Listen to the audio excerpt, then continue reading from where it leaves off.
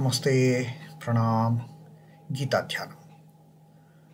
Om Parthaya Pratibodhitam Bhagavata Narayanena Swayam Vyasena Gratitam Purana Munina Madhye Mahabharatam Advaitam Ritavarshinim Bhagavatim Ashtadashadhyayinim Ambatva manusandadhami Bhagavad Gite Bhavadveshinim.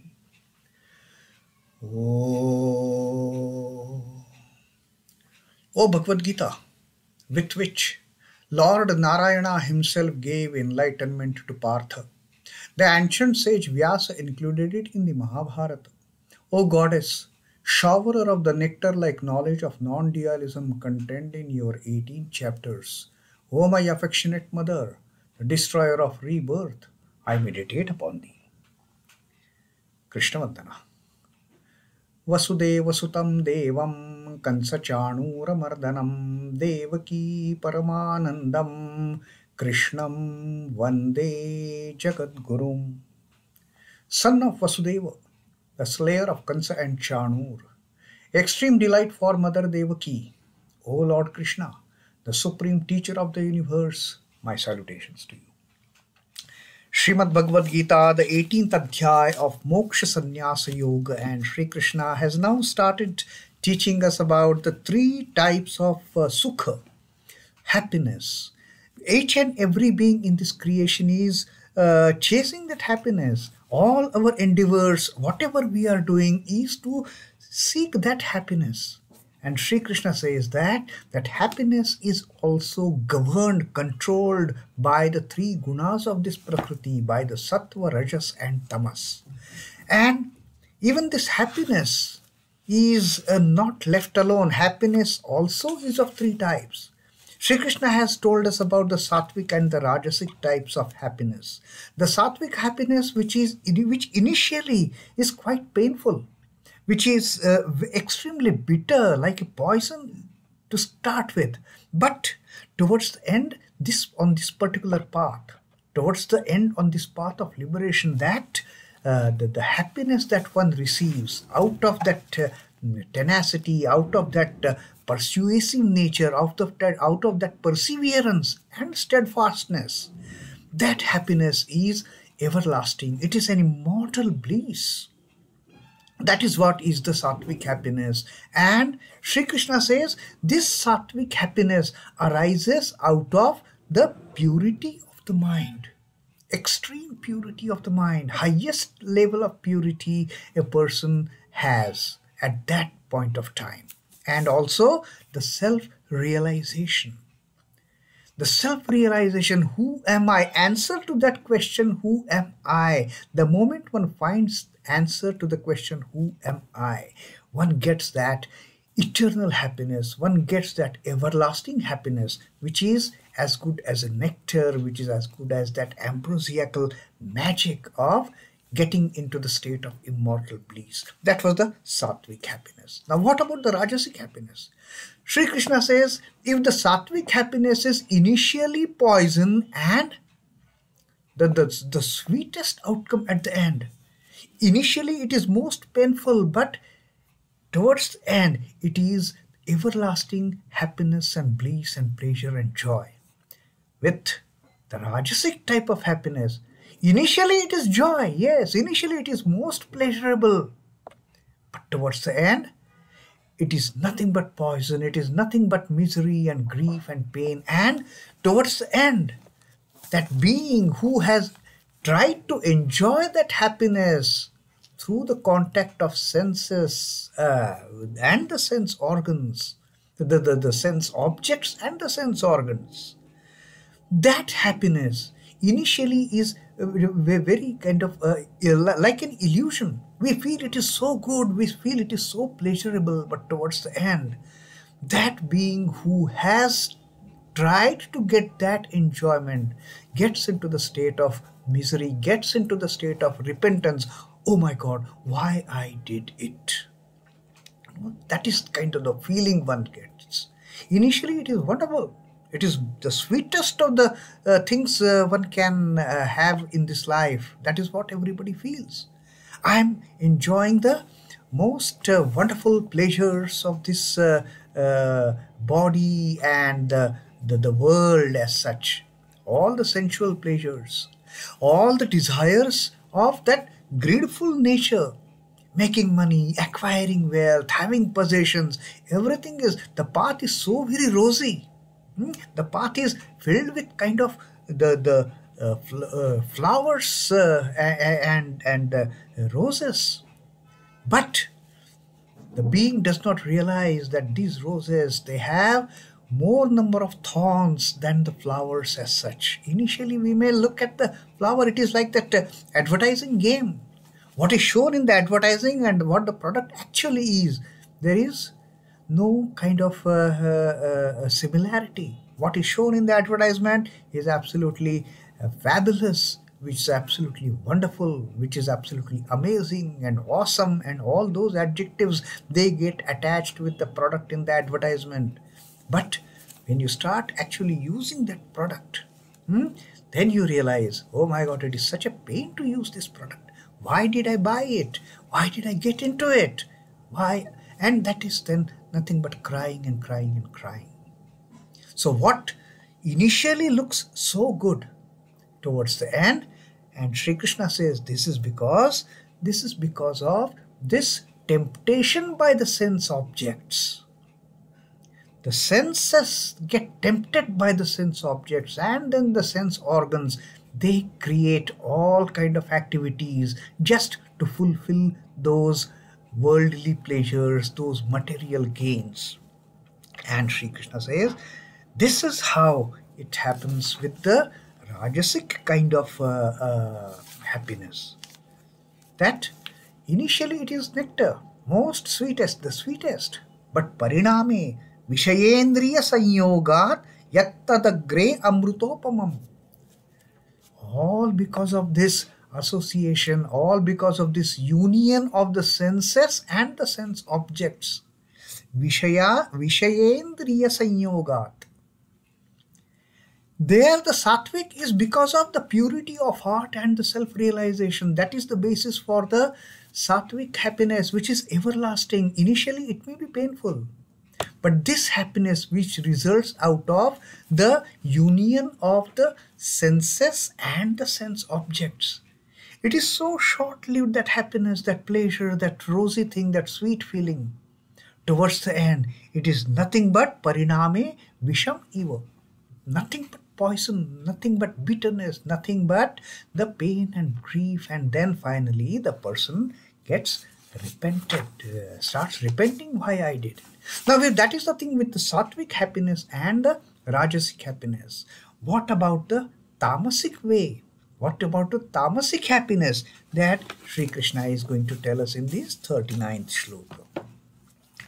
Agre cānubandhe ca sukhaṁ mohanam ātmanaḥ nidrālasya-pramādotthaṁ tāmasam udāhṛtam. Now here, this is a peculiarity of the quality of tamas. The quality of tamas can't understand anything. The quality of tamas is always deluded. It is not even like illusion for the rajasic, it is total delusion. The person doesn't know what is happening. And Sri Krishna says, Yat agre cha cānubandhe cha, which at the starting as well as towards the end. Agre is starting, cānubandhe is towards the end, like parinama. Yat agre cānubandhe cha sukhaṁ mohanam ātmanaḥ. So that sukhaṁ is mohanam. It is a delusory happiness, starting as well as end. That is what happens with the person with the dominant tamas as a quality. Towards the start also there is no clarity, towards the end also there is no clarity. What am I into? Am I having happiness? Am I having pain? Am I having roses? Am I having thorns? That confusion, that delusion is always there at the start as well as the end. Now, why this happens? Unlike the sattvic happiness, everlasting happiness, which is the outcome of the purity of heart, which is the outcome of the realization of the self, who am I? Or the rajasic happiness for that matter, which is the outcome of, okay, that association, that union of the senses, the sense organs and the sense objects. That momentary happiness that person gets, which ultimately is nothing but pain, that is a different matter. That is what happens, results in that momentary happiness, which is further extending into the great pain towards the end for the rajasic type. But for the tamasic type, with the start also whether it is happiness, at the end also whether it is happiness, I don't know. It is all delusory happiness. It is like the happiness in the state of dream, which is not at all true. In that state, yes, we are just experiencing, but is that experience real for that matter? Once we get out of the dream, once we wake up, can we ever associate with that beautiful experience we have had in the dream? No, it is all dream. It is a delusion. So that is what happens in case of the tamasic happiness. Whether at the starting that happiness is there or not, people don't know. Towards the end, whether happiness is there or not, people don't know. It is all that dream state. And Sri Krishna says, in case of tamasic happiness, it arises because of these qualities which are profound in the tamas. The qualities of nidra, alasya and pramada. Again, the same the qualities of the tamas, which govern the output of the activities in terms of happiness, whether they are getting or not. Sleepiness. They are always in that state of sleep. They are always in that state of nidra. They don't have any clarity. They don't know what is happening around. They are in that state. So that nidra and alasya, the laziness, that indolence, they never get into any activity because of that laziness. And they just keep on as if dreaming, oh, I am enjoying my life. There is no enjoyment for them. They don't even know what is enjoyment. They don't even know what is real happiness. They are just lazy to put in any efforts. That alasya. And then pramada, the heedlessness, that kind of carelessness attitude, the careless attitude of the tamasic quality. Absolutely careless. So what? That kind of attitude doesn't matter. That kind of reaction, that kind of attitude, that kind of quality, the sleep, the indolence, the laziness, and heedlessness, carelessness. These three things, they deprive the beings from getting even a momentary of happiness that the rajasic person is experiencing, or getting that everlasting happiness that the sattvic happiness is exhibited as. In tamasic, they don't know anything. They are so deluded. Oh, that I was happy. Was that a dream? I don't know. Or was that a real? I don't know. It is that delusive state. And this is what happens in case of the tamasic. The most unfortunate thing to happen, because they are never present in anything. They are always sleeping. They don't know how to seek that happiness. They are always dreaming of the happiness which will never come to them, which is never going to be part of their experience, whether momentary or everlasting. It is not their cup of tea at all. They will just keep on sleeping and imagining they are happy. But what is the use?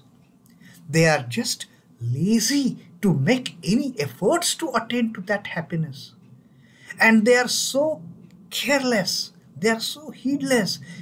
When they see the happiness is not coming to them, they don't get bothered.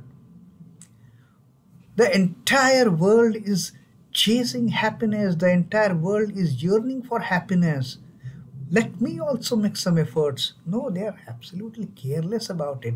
Let the whole world keep on making efforts towards that happiness. I am comfortable where I am. Why should I bother? If at all happiness is there, it will come to me. That is the attitude of the tamasic people: sleepy, laziness, heedless, and careless, indolence. So that is what happens in case of the tamasic type of happiness. A man derives happiness from intoxicants that make him forget the miseries of the world temporarily. They get highly intoxicated to get rid of the miseries, and they feel they are in the highest state of bliss. What a kind of a paradox! But this happiness is wrought with misery in procurement of that stuff, in consumption of it, in privacy, and in being exposed to ridicule when tipsy and getting sunk in the spirit after its effect is over. So this is what happens with the tamasic type. They are never into that state of bliss. They are never into that state of happiness. It is all imaginary. It is all delusive. They take those intoxicants and feel as if they are in great moment of happiness. It isn't so. The lazy man who seeks to maintain himself with borrowed money meets with the same fate. The lazy person will not make any effort but keep on borrowing money, and at one stage the pressure of that borrowed money will be so high. Then this fellow will start realizing, oh my God. But the person is so careless. So what? He is not even bothered that the pressure of the loan is mounting on his head. The person is absolutely careless about it. So this is what happens in case of the sattvika happiness. Both rajasic and the sattvic men, they shake off that sleep, they shake off that laziness at one point of time. When they realize that, yes, it is not that they don't sleep. The sattvic person also sleeps, the rajasic person also sleeps. But they shake off that sleep. They do away with that sleep when there is a need to put in an effort. But the tamasic, out of that laziness, that tamasic person won't even get up from that sleep. Let me enjoy. That is their delusive enjoyment. That is their sukhaṁ mohanam. That is what Sri Krishna has told. It is all delusive happiness that these people, they get into that state. The tamasic man delights in prolonged sleep and in dozing for hours together, but this happiness is nullified by the neglect of duties. It is not an happiness, it is a delusive. And Sri Krishna has rightly used that term as the mohanam sukhaṁ, the delusive happiness. They feel they are enjoying that happiness, but there is no happiness in that state of sleep. It is nothing but dream. There is no real happiness in it.